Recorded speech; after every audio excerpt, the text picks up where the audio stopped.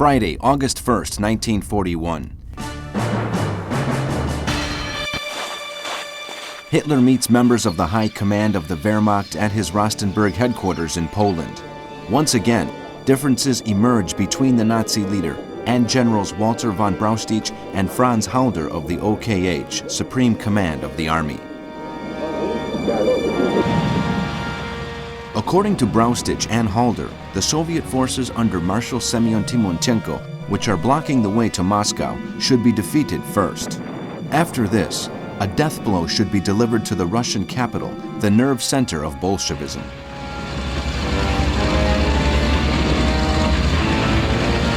However, Hitler insists that priority be given to Leningrad in the north and taking the industrial areas of the Ukraine, the Crimean Peninsula, and the Caucasus oil fields in the south.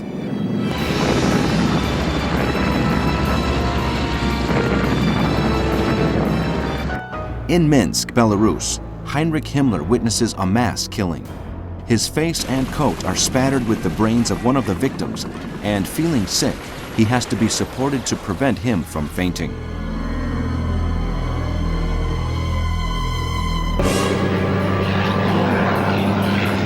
Harry Hopkins, one of Roosevelt's closest advisors, leaves Moscow and heads to the British naval base of Scapa Flow in the Orkney Islands, convinced that Stalin is willing to resist to the end.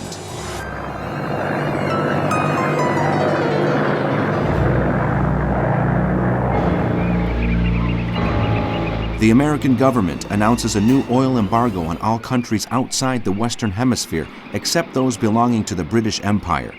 Japan is hit the hardest by the measure.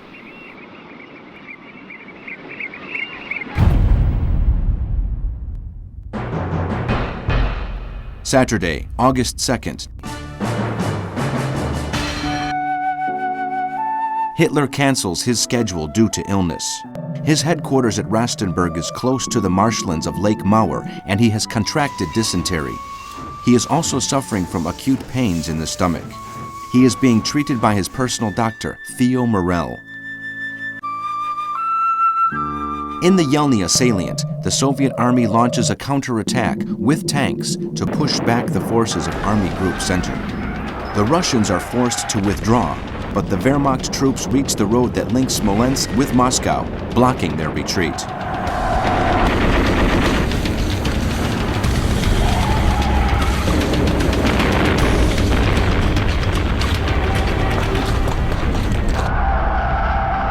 In the Far East, a new landing of Japanese troops takes place in Indochina.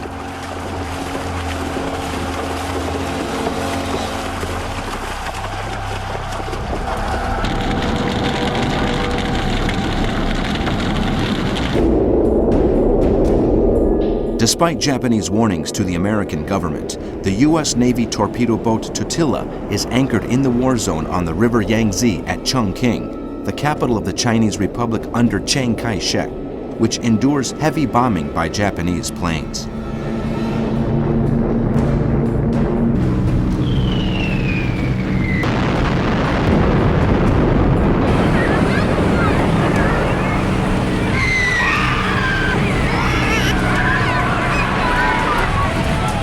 In the United States, Under-Secretary of State Sumner Welles declares that the occupation of Indochina by Japanese troops threatens the security of America.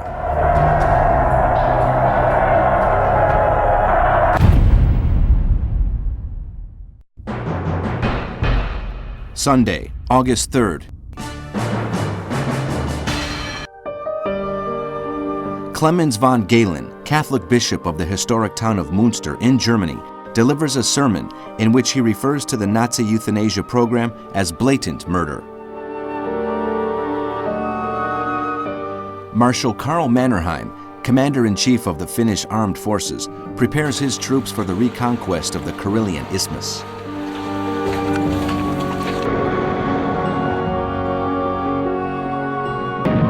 Army Group North launches an offensive on the eastern side of Lake Parapus, crushing the resistance of the Red Army units trying to block its path on the northwestern front. Army Group Center surrounds the Soviet West Front troops in Roslaval and to the southeast of Smolensk.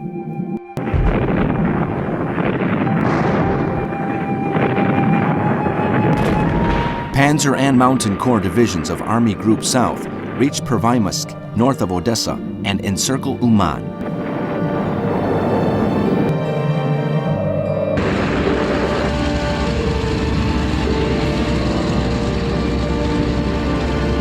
Up to now, Soviet losses amount to 1 million men killed, taken prisoner, or missing in action.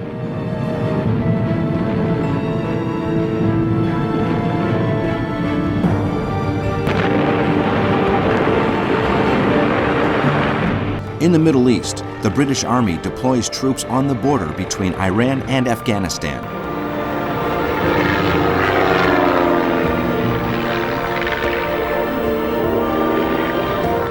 In the Far East, the Burmese government suspends trade with Japan.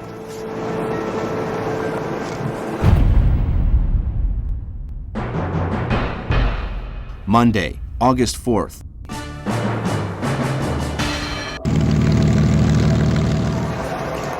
Hitler visits the headquarters of Army Group Center in the Belarusian city of Borisov, near to which 6 extermination camps are being built. In a meeting with the General Staff of the OKW and the OKH, the Nazi leader remarks that the intelligence services never informed them that the Russians had so many tanks. General Alfred Jodl, chief of the operations staff of the OKW and strategy advisor of Hitler, says that it is not necessary to argue over whether Kiev or Moscow should be taken first, because the Wehrmacht has the capacity to occupy both cities. However, most of the Prussian generals are uneasy about Hitler's increasing interference in military matters.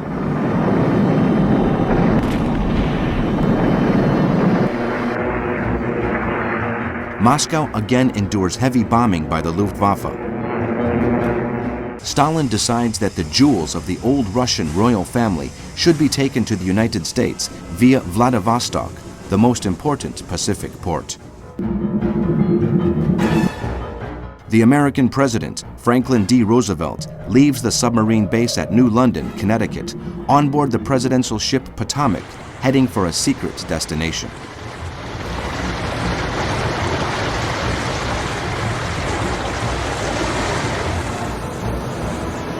In Washington, the Russian ambassador Konstantin Umansky and the American Undersecretary of State Sumner Welles sign a new agreement on economic aid and war materials.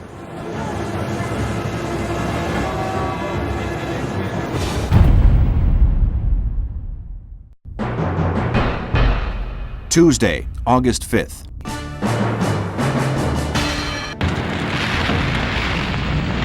In Russia, Army Group North closes in on Leningrad from the south and west of the city. Meanwhile, Finnish troops advance from the northeast of Lake Ladoga.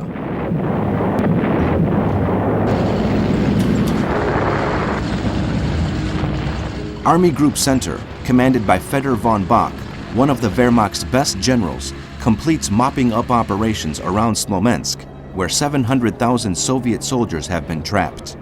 In addition, the Russians acknowledge the loss of 3,000 tanks and 1,000 airplanes. Most of their air force has been rendered useless.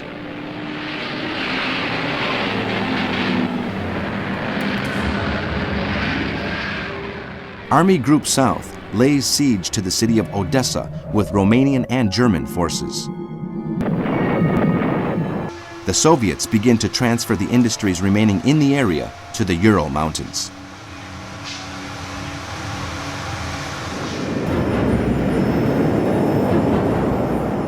In the United States, President Roosevelt meets Rear Admiral Ernest King, chief of the American Atlantic Fleet, on board the Potomac, anchored off the coast of New England.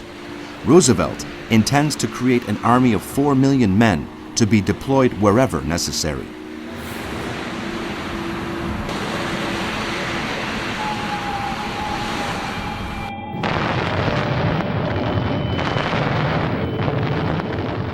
In North Africa, an Allied counterattack near Tobruk is beaten back by the Germans.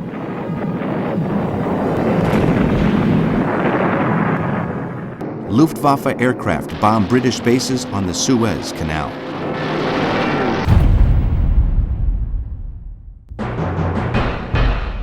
Wednesday, August 6th.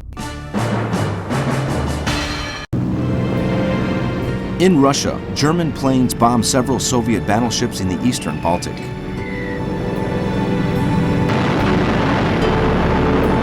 Moscow is once again hit with incendiary bombs.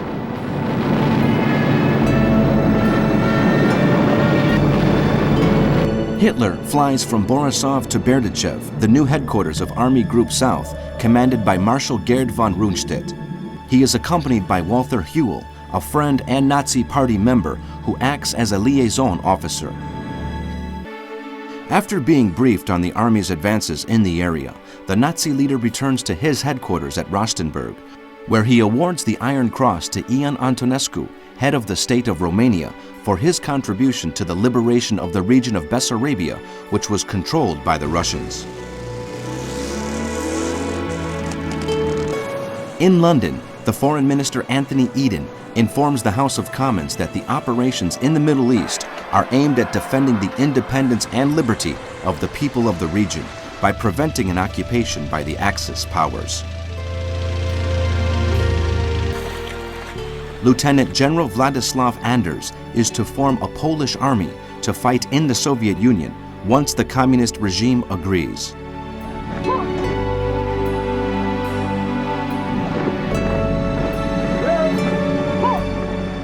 In Vichy, France, Admiral Jean-François Darlan is put in charge of North Africa. In the United States, several members of the Republican Party, among them the former President Herbert Hoover, issue a declaration in Congress against the country entering the war.